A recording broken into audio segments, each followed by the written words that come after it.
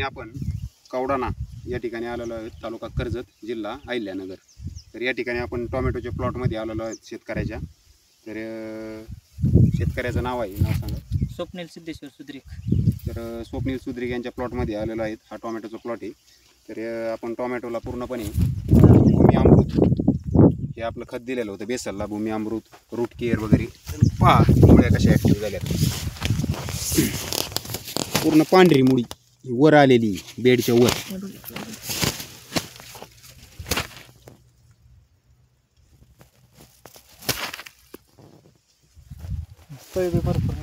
कळी पण भरपूर निघालेली आहे याला. किती दिवसात प्लॉट झाला?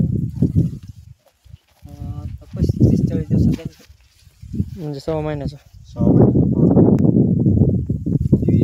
जी भूमी चार्जर टेक्नॉलॉजी, त्याच्यामुळे जर पाहायला गेलं आपण तर टोमॅटोचा प्लॉट 40 दिवसात फळ लागले. 40 दिवसात याला काय झालेलं आहे, पूर्णपणे फळ लागलेलं आहे, सेटिंग झालेली आहे. त्यानंतर आपण याला भूमी चार्जर लिक्विड पण दिलं ना सोडायला, लिक्विड पण सोडायला दिलेलं आहे.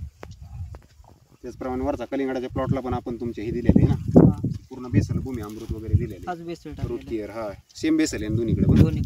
तो कलिंगडाचा प्लॉट पण एकदम छान आहे यांचा. आपण त्याच्यात एक दिवस काय करू, त्याच्यात व्हिडिओ बनवू एक दिवस. तर टोमॅटो पूर्णपणे 40 दिवसाच्या आत याला पूर्णपणे सेटिंग झालेली आहे आणि पूर्ण काही ठिकाणी फळ पण तयार झाले ना,